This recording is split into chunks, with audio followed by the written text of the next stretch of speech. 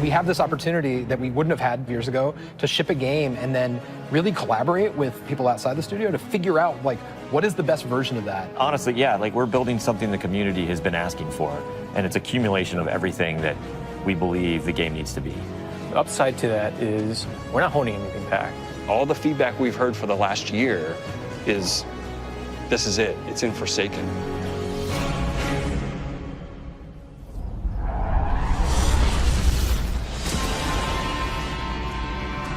We want this release to have a different tone and a different vibe. We sort of just embrace that Western revenge vibe. You're going to a darker place. You're going to take on a different role as a Guardian. A barren landscape with like the asteroid vibe with like tumbleweeds. And I mean, that just sounded cool. Grit, man. I want to bring the dirt back. And what better way to start a story than to start it with a prison break? Right. Cade's been filling this prison with bad guys that are really bad. And so when it breaks, things can happen to all the worlds. First place you're going to go to is the Tangled Shore, which is a new part of the reef that you've never seen before. That's right, my friend.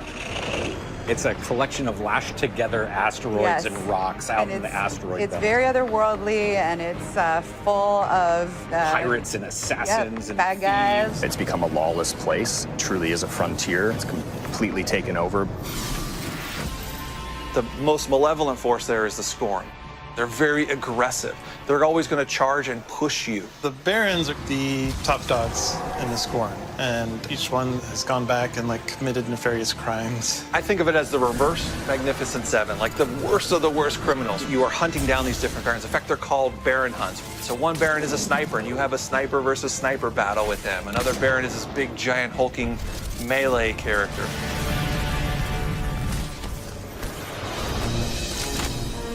One of the things we're most excited about is the new weapon system. Hey, if you like Destiny 2, great, play that way. But if you like Destiny 1, great, play that way. But if you're crazy, why not 3 shotguns, right? Just for the fun of it. We need to have as many ways as possible, and then we need to have people fighting about it. Like, no, man, you f***ed up, you're taking the wrong weapons, or can I say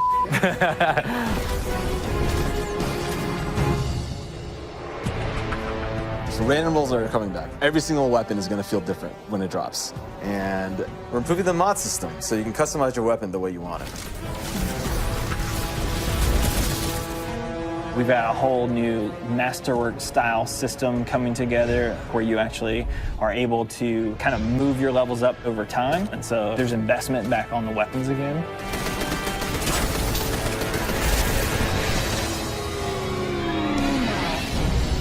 New supers, yeah, crazy new supers. What's your favorite? Fire knives are awesome, which is a different take on Golden Gun. We took a lot of inspiration from Rise of Iron. Cast that thing. You got a huge hammer now, and you slam that thing down, and it sends out this fire in front of you that then creates a fire tornado. We got to take it to the next level, you know? The idea that anyone who plays, however they play, they're going to have some new way to engage. Yeah. I'm in love with the new Void Warlock. Teleportation that's like super anime, just like choo, choo, choo, choo, choo, choo, whoop-ah. We've been having great games with the Arc Warlock. Basically cast this thing, he pulls back. Yeah, and it's gonna break the game, and I think that's amazing, yeah. You know? We also wanted a new weapon type that felt meaningful, so we came up with a bow and arrow, which seems kind of crazy, but when you use it, you feel like godlike. It is utilitarian, it's fantastical, it's also sci-fi. So we have a short-range bow, we have a medium-range bow, we have a long-range bow. We built this guy, who's like supposed to be super techy. You're like, why would you ever choose a bow in a game that has an automatic, machine gun? But boy, it's deadly. I mean, that's a nice machine gun you got there, buddy, but right, and then it's done.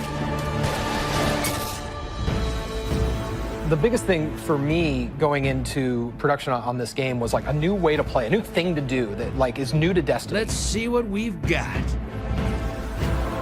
We want to be able to give players what they want, but also surprise them. Gambit is a brand new mode. Destiny begs to marry PvE and PvP together. It's like adding bacon to peanut butter and jelly. You start off being able to see the other team that you're going to compete against, so you can taunt each other, you can emote. Each team is in their own separate arena, and they're being assaulted by combatants.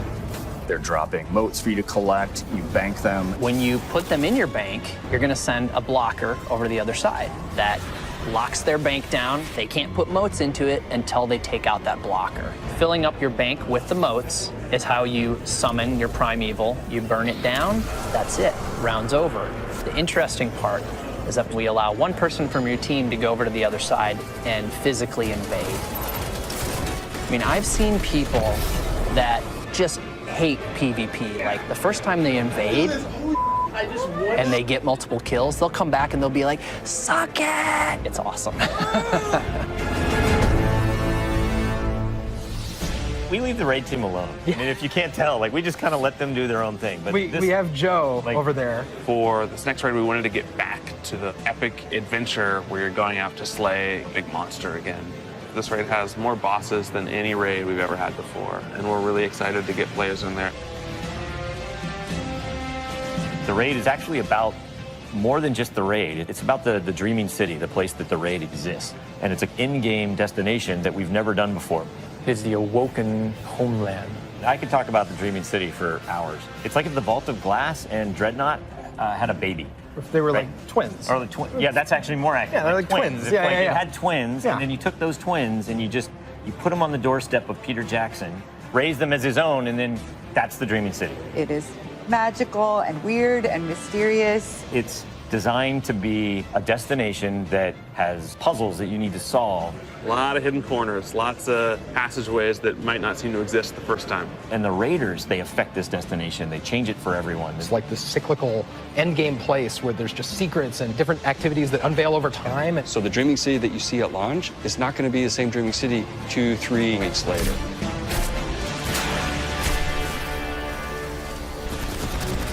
So with every design decision we made for the Forsaken, like the first thing we ask is how will the community react to this? Players want their investment in Destiny to matter, and they want to be able to see that reflected in the content. We knew we wanted to do something for the collectors in our game, so we built a feature called the Collections. It's a way for you to track all the items that you can go out and acquire.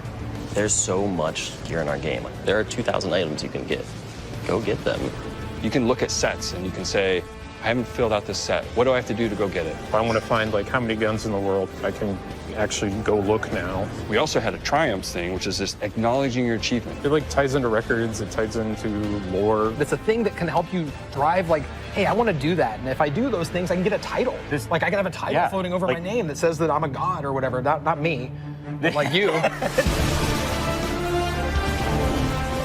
We want Forsaken to feel like a game that never ends. So we're going to reinforce the hobby and make the experience something that can be played night over night. We're changing the weapon slots. We're changing how the pursuits work. We're adding new features like the collections and the triumphs. We built Gambit. We've got a whole bunch of new weapons to chase, exotics that are really powerful. We have Lisa focusing on some sweet new exotic armor. Maybe we gone overboard, like dialed it too high. Ore to go out there and collect in the world, exotic armor pieces to go out there and hunt.